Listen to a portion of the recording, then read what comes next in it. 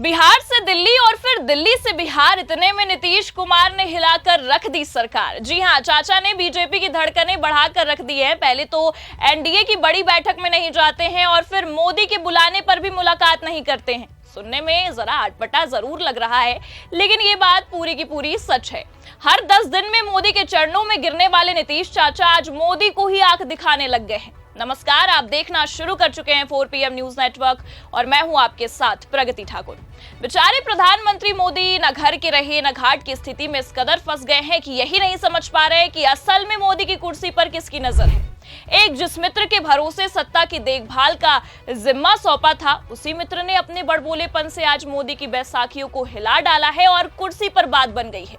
और दूसरी ओर जिस मित्र ने अपनी बैसाखी का सहारा दिया और सुनिए आप, ये वादा भी किया कि पहले तो इधर उधर चले भी जाते थे, अब ये गलती नहीं दोहराएंगे, आपके साथ ही रह जाएंगे, वही बैसाखी लेकर अब भागने की तैयारी में है। तो साफ बात यहां अगर देखें तो देश की जनता के साथ खेला करने वाले मोदी आज खुद ही अपनों के खेल में बुरी तरह से फंस गए हैं। और बिहार में नीतीश लालू की टीम ने मिलकर बवाल तो मचा ही दिया है, जिससे आलाकमान की टेंशन बढ़ गई है। तो कैसे सहयोगियों के लिए खोदे गए गड्ढे में खुद बीजेपी ही धड़ाम से गिर गई है और गिराने वाला और कोई नहीं बल्कि खुद बीजेपी के कथित चाणक्य हैं, ये भी आपको बताएंगे। साथ ही साथ कैसे नीतीश बाबू ने दिल्ली से फौरन बिहार लौटते ही एक बड़ा धमाका कर दिया है, उस पर भी आएंगे। और इस धमाके से कैसे बीजेपी की हवाइयां उड़ गई हैं, ये भी साथ ही साथ आपको बताएंगे। लेकिन उससे पहले आपको एक पोस्ट दिखाते हैं। इस पोस्ट ने नए साल की शुरुआत में ही बीजेपी की हवाइयां उड़ा दी हैं। पोस्ट राष्ट्रीय जनता दल के ऑफिशियल अकाउंट एक्स हैंडल से किया गया है और देखिए पोस्ट में क्या कुछ लिखा हुआ है। नया साल तब होगा जब बिहार से ये जुल्म ढाने वाली एनडीए सरकार जाएगी और नई सरकार आएगी।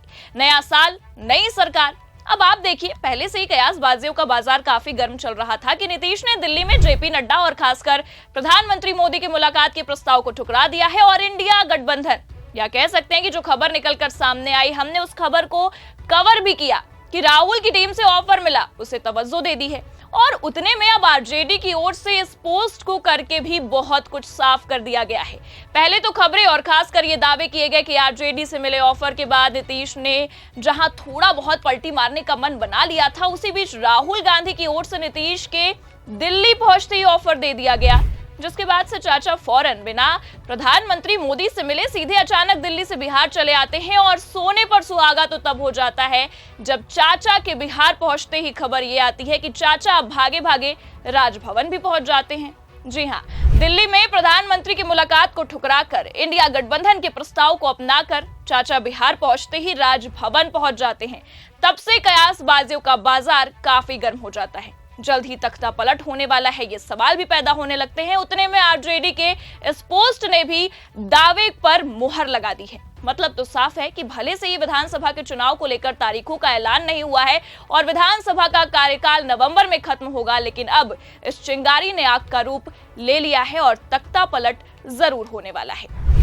जी हां, अब आप ही सोचिए कि नीतीश के दिल्ली पहुंचते ही खबरें निकल कर आने लगी थी कि कथित चाणक्य के बयानों से बिहार में जो अटकलेबाजियां हो रही हैं उस पर अब विराम लगेगा और प्रधानमंत्री मोदी और नीतीश कुमार की मुलाकात हो जाएगी। लेकिन फिर अचानक मुलाकात ही नहीं हो पाती है। और तो और देखिए आप, जेपी नड्डा ने तो मिलने के लिए भी बुलाया था और नीतीश वहां भी नहीं जानते हैं। तो जाहिर सी बात है कि जो अटकलेबाजियां और कयासबाजियां चल रही हैं, उस पर खुद नीतीश कुमार ने इस मुलाकात को स्थगित कर या कह सकते हैं कि मुलाकात के लिए ना जाकर मुहर लगा दी है।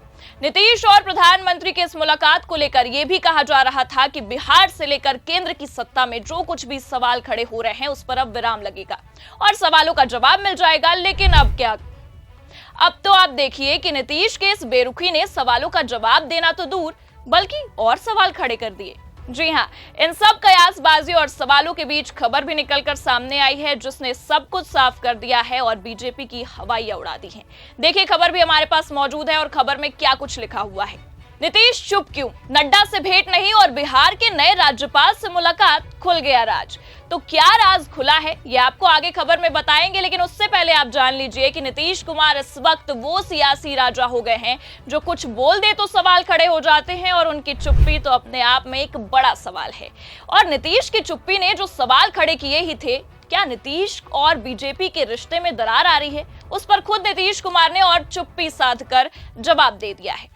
पहले तो अरविंद केजरीवाल की उस चिट्ठी पर भी चुप्पी साधा चाचा ने, और आरजेडी के ऑफर से लेकर राहुल गांधी के ऑफर तक भी कुछ बोलने को राजी नहीं हो रहे हैं। तो साफ बात है कि कथित चाणक्य के इस एक बयान ने, या कह सकते हैं कि एक बड़बोलेपन ने बीजेपी की ऐसी लुटिया डुबोई कि खुद शाह ने अपने सपने में भी नहीं सोचा होगा कि बिहार की सत्ता हिलाते हिलाते मोदी की कुर्सी और केंद्र की सत्ता हिल जाएगी।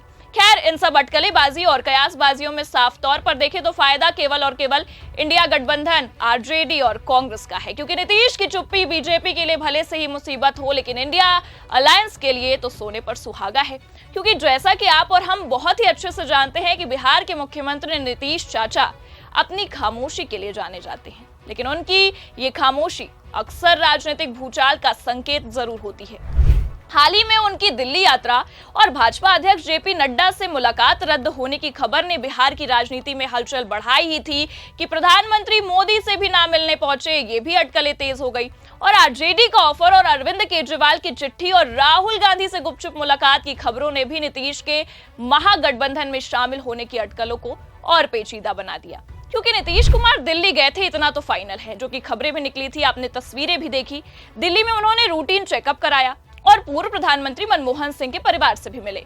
पर क्या उनको इस बीच इतना समय नहीं मिला कि वो बीजेपी या एनडीए के बड़े नेताओं से मुलाकात कर सके? जब उन्हें खुद मुलाकात के लिए सामने से ऑफर मिला, क्योंकि जो अटकलेबाजियां चल रही थी उस बीच मुलाकात करके इन अटकलों पर विराम लगाना जरूरी था, पर खुद नीतीश कुमार अटकलों को और बढ़ाना चाहते हैं, इसलिए हो सकता है कि मुलाकात करने ना पहुंचे हो। और तो और अगर हम देखें तो खुद नीतीश कुमार प्रधानमंत्री के चरणों में गिरने वाले नीतीश चाचा पीएम मोदी को आग दिखाने लगे। तो मामला काफी गंभीर है, इतना तो साफ साफ समझ में आ रहा है। इतना कुछ चल ही रहा था कि अपने 2 दिवसीय दौरे को जल्द खत्म करके नीतीश कुमार बिहार लौट जाते हैं। कहा गया कि बिहार में छात्रों के प्रदर्शन के कारण नीतीश पटना लौट रहे हैं, लेकिन नीतीश ने पटना लौटते हुए छात्रों से मुलाकात तो नहीं की, बल्कि आप देखिए सीधा राजभवन पहुंच गए और राज्यपाल से मुलाकात करने लग गए। और सियासी जानकारों का भी यही मानना है कि राजनीति में कुछ भी घटना ऐसे ही नहीं हो जाती है। बीजेपी के खिलाफ नीतीश कुमार की ये बेरुखी इसलिए है कि नीतीश कुमार की स्वतंत्र कार्यशैली और भाजपा की महत्वाकांक्षाएं आपस में टकरा चुकी हैं, क्योंकि भाजपा हिंदी भाषी राज्यों में अपना मुख्यमंत्री चाहती है और नीतीश इतनी आसानी से अपना मुख्यमंत्री पद तो नहीं छोड़ने वाले हैं। बस यही कारण है कि नीतीश और भाजपा के रिश्तों में खटास आ रही है, और ये खटास अब बीजेपी के आलाकमान के लिए भारी पड़ने वाली है और इंडिया अलायंस के लिए खुशखबरी लाने वाली है। बस इसलिए नीतीश की ये तल्खी जल्द ही बिहार में तख्ता पलट करने वाली है। फिलहाल तख्ता पलट कब होगा ये तो आने वाला वक्त ही बता पाएगा, लेकिन इतना तो तय है कि जिस तरह से बीजेपी की खटिया 2024 में खड़ी हुई थी, 2025 में भी बीजेपी के लिए कुछ ऐसी ही दशाएं दिखाई दे रही हैं, और उसकी शुरुआत आज साल के पहले दिन ही हो गई है। आरजेडी के पोस्ट से और नीतीश की बेरुखी से एक बड़ा धमाका हो चुका है। लेकिन फिलहाल आपको क्या लगता है कि एक पोस्ट आरजेडी ने जो किया है बिहार में तख्ता पलट करने का संकेत देकर और नीतीश की चुप्पी का जवाब देकर, क्या लगता है कि जल्द ही मामला गंभीर होने वाला है? अपनी प्रतिक्रिया कमेंट करके जरूर बताइए। खबर कैसी लगी लाइक और शेयर जरूर करिए। चैनल पर नए हैं तो सब्सक्राइब करना भी मत भूलिए। देखते रहिए 4 PM न्यूज नेटवर्क। नमस्कार।